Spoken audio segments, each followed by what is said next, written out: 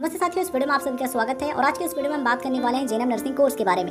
JNM nursing क्या होता है, कितने साल का होता है, इस कोर्स को कौन कर सकता है, आर्ट्स कॉमर्स वाले कर सकते हैं या फिर नहीं कर सकते हैं, कितने % मार्क्स आपके होने जरूरी हैं, एज आपकी क्या होनी चाहिए, एडमिशन कैसे मिलता है और इस कोर्स की फीस कितनी होती है गवर्नमेंट कॉलेज में यानी कि सरकारी कॉलेज में और प्राइवेट कॉलेज में कितनी होती है। इसके अलावा कौन कौन से टॉप कॉलेजेस हैं, सब्जेक्ट आपको कौन कौन से पढ़ने होते हैं, आप क्या क्या कर सकते हैं इस कोर्स को करने के बाद, और जेएनएम नर्सिंग करने के बाद आपको किस जॉब प्रोफाइल पर और कहां पर जॉब मिलती है, कितनी सैलरी आपको मिलती है, मतलब कि हर एक चीज हम इस वीडियो में कवर करने वाले हैं जेएनएम नर्सिंग से संबंधित। अगर आप जानना चाहते हैं तो बने रहिए वीडियो का एंड तक। और ये अपडेटेड वीडियो है, इसमें आपको नई और बेहतरीन जानकारी मिलने वाली है, सो लास्ट तक जरूर बने रहिए और देखिए इस इंटरेस्टिंग अमेजिंग वीडियो को। साथियों, सबसे पहले हम बात करते हैं जेएनएम नर्सिंग कोर्स के बारे में। साथियों, जेएनएम का फुल फॉर्म होता है जनरल नर्सिंग एंड मिडवाइफरी। ये एक नर्सिंग डिप्लोमा कोर्स है, आप ध्यान रखिएगा, ये डिप्लोमा कोर्स है नर्सिंग के फील्ड में। इस कोर्स की ड्यूरेशन होती है 3 इयर्स यानी कि 3 साल। इसके अलावा आपको 6 महीने की इंटर्नशिप भी करनी होती है, तो आप कह सकते हैं कि इसमें आपको 3.5 साल लग जाते हैं। तो अगर हम बात करें नर्स का काम क्या होता है, तो नर्स का जो मुख्य कार्य है वो होता है मरीजों की देखभाल करना यानी कि पेशेंट्स की केयर करना। डॉक्टर्स जब इलाज करते हैं उस दौरान भी उनकी हेल्प करना, ठीक है।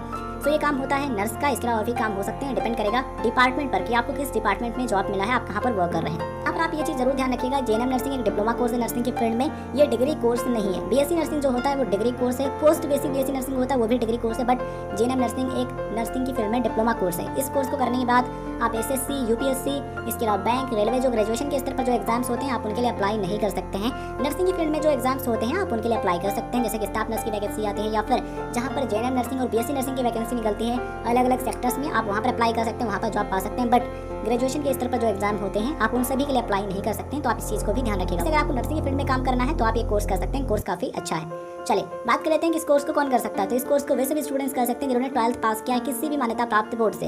आपने 12th यानी कि 10+2 या फिर उसके समकक्ष परीक्षा पास किए तो आप ये कोर्स कर सकते हैं। ध्यान रखिएगा 12th में आपके पास इंग्लिश यानी कि अंग्रेजी सब्जेक्ट होना जरूरी है। यहाँ पर इंपॉर्टेंट सवाल याद है, सर सब्जेक्ट कौन सा होना चाहिए, साइंस स्ट्रीम में फिजिक्स, केमिस्ट्री, बायोलॉजी ये होना जरूरी है या फिर आर्ट्स या फिर कॉमर्स वाले स्टूडेंट्स भी एडमिशन ले सकते हैं जेएनएम नर्सिंग कोर्स में। तो इस चीज को आप ध्यान से समझिएगा। देखिए कुछ जो कॉलेजेस होते हैं वो साइंस, आर्ट्स, कॉमर्स हर स्ट्रीम के स्टूडेंट को एडमिशन देते हैं, बट कुछ कॉलेजेस केवल फिजिक्स, केमिस्ट्री, बायोलॉजी यानी कि पीसीबी वाले जो स्टूडेंट्स हैं साइंस स्ट्रीम में, बायोलॉजी वाले स्टूडेंट्स उनको ही एडमिशन देते हैं।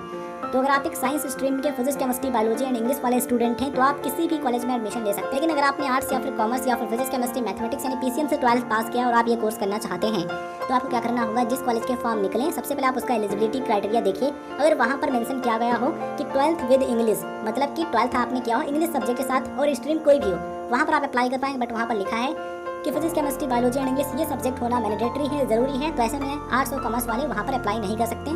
बट अधिकतर जो कॉलेजेस हैं वो साइंस, आर्ट्स, कॉमर्स सभी स्ट्रीम के स्टूडेंट को एडमिशन देते हैं। बात करें परसेंटेज की तो अगर आप एक जनरल या फिर ओबीसी कैटेगरी के कैंडिडेट हैं तो 12th में आपके कम से कम 45% यानी कि मिनिमम 45% मार्क्स होना जरूरी है। अगर आप एक एससी या फिर एसटी कैटेगरी कैंडिडेट हैं तो ऐसे में आपके 12th में कम से कम 40% यानी कि 40% मार्क्स होना जरूरी है। इस चीज को आप ध्यान रखिएगा। सवाल यहाँ पर ये भी आता है कि जेएनएम नर्सिंग का जो कोर्स है इसे केवल लड़कियां कर सकते हैं या फिर लड़के भी कर सकते हैं। तो साथियों इसका जवाब है कि इस कोर्स को लड़के और लड़कियां दोनों ही कर सकते हैं, मतलब कि इस कोर्स के लिए मेल एंड फीमेल बहुत कैंडिडेट्स अप्लाई कर सकते हैं। बट यहाँ पर आपको ध्यान रखना जरूरी है, कुछ कॉलेजेस केवल जेएनएम नर्सिंग का जो कोर्स है इसमें लड़कियों को ही एडमिशन देते हैं, बट अधिकतर जो कॉलेजेस हैं वो लड़के और लड़कियां दोनों को एडमिशन देते हैं इस कोर्स में।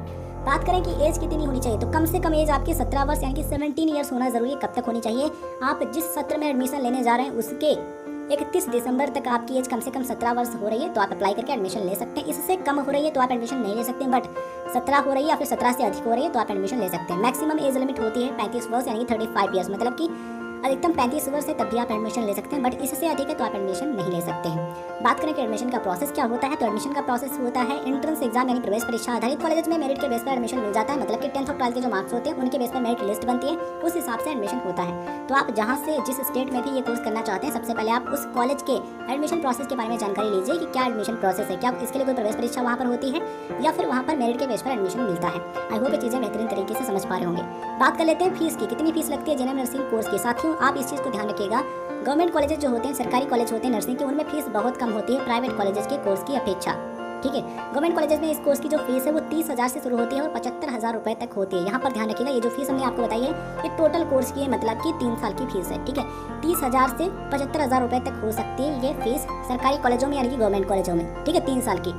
वहीं अगर हम बात करें प्राइवेट जेएनएम नर्सिंग कॉलेजेस के बारे में तो इनमें जो इस कोर्स की फीस है वो 1 लाख रुपए से 3,90,000 रुपए तक हो सकती है टोटल कोर्स की फीस। प्राइवेट कॉलेज में हो सकता है कि 1 लाख रुपए टोटल कोर्स की फीस हो, कुछ कॉलेज में 1,20,000, 1.5 लाख रुपए यानी 1.5 लाख रुपीज़, 1,80,000 रुपए, 2 लाख से ऊपर, 2.5 लाख, 3 लाख से ऊपर भी हो सकती है। डिपेंड करेगा कॉलेज पर कि कॉलेज की रेपुटेशन कैसी है, कहाँ पर है और उसमें क्या क्या सुविधाएं हैं और वो कॉलेज कहाँ पर है। ठीक है, तो कई सारे फैक्टर्स हैं जिन पर फीस डिपेंड करती है। आप ये चीज़ जरूर ध्यान रखिए, गवर्नमेंट यानी कि जो सरकारी कॉलेज होते हैं उनमें फीस बहुत कम होती है, प्राइवेट वालों में ज़्यादा होती है बिकॉज वे सुविधाएं देते हैं। ठीक है, और वो अपने हिसाब से कॉलेज चलाते हैं, तो उनकी जो फीस है थोड़ा ज़्यादा होती है। अगर आप पे कर सकते हैं तो आप प्राइवेट कॉलेज से भी बीएससी नर्सिंग या फिर जेएनएम नर्सिंग का कोर्स कर सकते हैं। तो साथियों ये फीस स्ट्रक्चर होता है, आप इसको ध्यान रखिएगा। आप जिस कॉलेज से करना चाहते हैं ये कोर्स, आप उसमें पता कर लीजिए कि कितनी फीस होती है। ठीक है, लगभग इतनी फीस हमको देखने को मिलती है नर्सिंग के कॉलेजेस में। चलिए अब हम बात कर लेते हैं कुछ टॉप कॉलेजेस के बारे में। तो कुछ टॉप कॉलेजेस की लिस्ट आप स्क्रीन पर देख पा रहे होंगे। नर्सिंग के सब्जेक्ट की बात करें तो जेएनएम नर्सिंग का जो कोर्स होता है उसमें आपको ये सब्जेक्ट पढ़ने होते हैं 3 साल के ईयर में, 3 इयर्स में। ठीक है, तो आप चाहें तो इसका स्क्रीनशॉट ले सकते हैं। अगर हम आपको डिटेल में बताएंगे तो इसमें वीडियो काफी लंबा हो जाएगा, इसलिए आप चाहें तो स्क्रीनशॉट लेकर के देख सकते हैं। ये सब्जेक्ट आपको पढ़ने होते हैं। तो आप जेएनएम नर्सिंग का कोर्स कंप्लीट कर लेते हैं और आप आगे की पढ़ाई करना चाहते हैं, ग्रेजुएशन करना चाहते हैं, मास्टर डिग्री करना चाहते हैं या फिर पीएचडी करना चाहते हैं, तो आप किस तरीके से कर सकते हैं। जेएनएम नर्सिंग करने के बाद आप पोस्ट बेसिक बीएससी नर्सिंग कर सकते हैं। ये जो कोर्स है 2 साल का होता है, ये स्पेशली होता है जेएनएम वालों के लिए, यानी कि जेएनएम डिप्लोमा होल्डर जो होते हैं उनके लिए ये स्पेशली कोर्स है। तो आप इसमें एडमिशन ले सकते हैं और पोस्ट बेसिक बीएससी नर्सिंग अगर आप कर लेते हैं तो आपको ग्रेजुएशन की डिग्री मिल जाती है नर्सिंग के फील्ड में। ठीक है, और पोस्ट बेसिक बीएससी नर्सिंग के बाद आप चाहें तो एमएससी नर्सिंग कर सकते हैं, देन आप एमफिल या फिर पीएचडी कर सकते हैं नर्सिंग के फील्ड में। आई होप ये चीज़ें आपको समझ में आ रही होंगी। आइए अब हम बात करते हैं जॉब प्रोफाइल और सैलरी के बारे में। उससे पहले आपको बताते हैं एम्प्लॉयमेंट एरियाज, यानी कि नर्सिंग के फील्ड में आपको कौन कौन से जो सेक्टर्स हैं उनमें आपको जॉब मिलेगा। तो जेएनएम नर्सिंग का कोर्स करने के बाद आप सरकारी अस्पताल यानी कि गवर्नमेंट हॉस्पिटल में जॉब पा सकते हैं या फिर प्राइवेट हॉस्पिटल में या फिर प्राइवेट क्लिनिक में।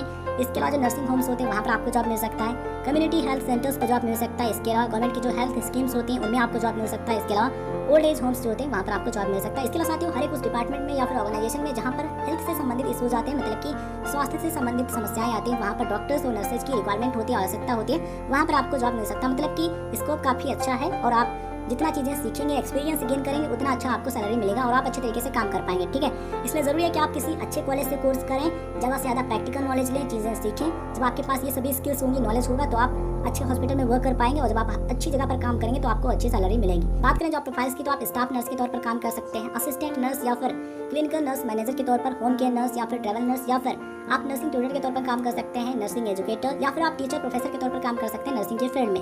जेएनएम नर्सिंग कोर्स करने के बाद आप पोस्ट बेसिक बीएससी नर्सिंग कर सकते हैं और आप आगे की पढ़ाई भी कर सकते हैं। एमएससी नर्सिंग पीएचडी तक भी आप कर सकते हैं। उसके बाद किसी अच्छे कॉलेज में या फिर आप ऑनलाइन भी पढ़ा सकते हैं, टीचर या प्रोफेसर के तौर पर काम भी कर सकते हैं। मतलब कि बहुत सारी जॉब प्रोफाइल्स हैं जिन पर आप वर्क कर सकते हैं जेएनएम नर्सिंग करने के बाद और आप आगे की पढ़ाई करने के बाद। ठीक है, चलिए अब हम बात कर लेते हैं सैलरी के बारे में। तो साथियों सैलरी जो है कई सारे फैक्टर्स पर डिपेंड करती है। कौन कौन से फैक्टर्स पर? तो साथियों सैलरी इस चीज पर डिपेंड करती है कि आपकी जॉब प्रोफाइल क्या है, मतलब कि आप किस जॉब पोजीशन पर वर्क कर रहे हैं, आपको किस डिपार्टमेंट में जॉब मिला है और आपको कितना एक्सपीरियंस है, या फिर आप फ्रेशर हैं, आपको प्राइवेट हॉस्पिटल में जॉब मिला है या फिर गवर्नमेंट हॉस्पिटल में यानी कि सरकारी अस्पताल में, या फिर आपको सेमी गवर्नमेंट हॉस्पिटल में जॉब मिला है। तो कई सारे फैक्टर्स हैं जिन पर सैलरी डिपेंड करती है। तो साथियों अगर हम बात करें प्राइवेट सेक्टर की, तो प्राइवेट सेक्टर में एज अ फ्रेशर आपकी जो सैलरी है, मतलब कि स्टार्टिंग सैलरी 15 से 25,000 रुपये पर मंथ की, यानी कि 1 महीने की हो सकती है। ध्यान रखिएगा स्टार्टिंग सैलरी है। यहाँ पर आपको ये भी ध्यान रखना जरूरी है कि ये जो सैलरी है लोकेशन पर वेरी करती है, अलग अलग लोकेशन पर अलग अलग प्रकार के हॉस्पिटल पर डिपेंड करती है। कुछ हॉस्पिटल होते हैं उनमें आपको स्टार्टिंग सैलरी 15 से 20,000 25,000 इस तरीके की मिल जाती है और कुछ हॉस्पिटल में रियलिटी ये भी है कि 7 से 8,000 रुपये पर मंथ की भी सैलरी मिलती है प्राइवेट सेक्टर में एज अ फ्रेशर। यहाँ पर ये करेगा कि आपने कहाँ से कोर्स किया, आपको कितना नॉलेज है और आप कहाँ पर जॉब करने जा रहे हैं। ठीक है, तो इस चीज़ को आप ध्यान रखिएगा। कुछ हॉस्पिटल्स होते हैं उनमें 7 से 8,000 रुपये पर मंथ की भी सैलरी होती है स्टार्टिंग की जब आप फ्रेशर होते हैं, और कुछ हॉस्पिटल अच्छे हॉस्पिटल स्टार्टिंग में भी 15 से 20,000 रुपये 25,000 रुपये ये सैलरी देते हैं पर मंथ की। ठीक है, एक्सपीरियंस होने के बाद सैलरी इंक्रीज होती है और ये आगे तक 30,000 रुपये 40,000 रुपये 50,000 रुपये ऐसे भी जा सकती है और भी बढ़ सकती है जितना आपको एक्सपीरियंस होगा और आपका प्रमोशन होता जाएगा। ठीक है, तो इस चीज़ से आप ध्यान रखिएगा। अगर हम बात करें गवर्नमेंट जॉब की यानी कि सरकारी नौकरी की, अगर आपको किसी सरकारी विभाग में या फिर सरकारी हॉस्पिटल में यानी कि गवर्नमेंट हॉस्पिटल में जॉब मिल जाता है तब आपकी स्टार्टिंग सैलरी क्या होती है? तो गवर्नमेंट सेक्टर में आपकी जो स्टार्टिंग सैलरी है ये 25 से 28,000 रुपये 30,000 रुपये पर मंथ तक की होती है और कुछ केसेज भी हो सकता है कुछ वैकेंसी है वहाँ पर आपको 30 से 40,000 रुपये पर मंथ की भी स्टार्टिंग सैलरी मिल जाए गवर्नमेंट सेक्टर में, यानी कि सरकारी क्षेत्र में, सरकारी हॉस्पिटल में या फिर सरकारी विभाग में। ठीक है, तो ये भी डिपेंड करता है कि आपको कहाँ पर, आपने किस स्टेट की वैकेंसी के लिए आवेदन किया है और आपको किस पोस्ट पर जॉब मिल रहा है। तो कई सारे फैक्टर्स होते हैं जिन पर सैलरी डिपेंड करती है। गवर्नमेंट सेक्टर में भी आपकी जो सैलरी है वो इंक्रीज होती रहती है। एक्सपीरियंस होने के बाद आपकी 40,000 50 60 70 80 इससे ऊपर भी जा सकती है। डिपेंड करेगा कि आपको कहाँ पर प्रमोशन मिल रहा है और आप किस तरीके से काम कर रहे हैं। ठीक है, आई होप ये चीज़ें आपको समझ में आ रही होंगी। हेल्थ सेक्टर्स में मेडिकल सेक्टर में आपको जॉब की प्रॉब्लम देखने को नहीं मिलेगी अगर आप अच्छे तरीके से चीज़ों को पढ़ेंगे, प्रैक्टिकल नॉलेज गेन करेंगे, एक्सपीरियंस लेंगे तो। ठीक है, तो ये चीज़ें आप फुलफिल कीजिए, जॉब आपके लिए तैयार है और आप अच्छे तरीके से काम करेंगे तो काफ़ी समय तक आप इस फील्ड में वर्क कर पाएंगे, लोगों की सेवा कर पाएंगे और अपना एक अच्छा करियर बना पाएंगे। उम्मीद करते हैं सारी चीज़ें आपको बेहतरीन तरीके से समझ में आई होगी। ये वीडियो जानकारी आपको पसंद आई हो तो इस वीडियो को लाइक कीजिए, अपने दोस्तों के साथ शेयर जरूर कीजिएगा। चैनल पर नए हैं तो सब्सक्राइब करने के बाद नोटिफिकेशन बेल जरूर ऑन कीजिए, जिससे आपको वीडियो का नोटिफिकेशन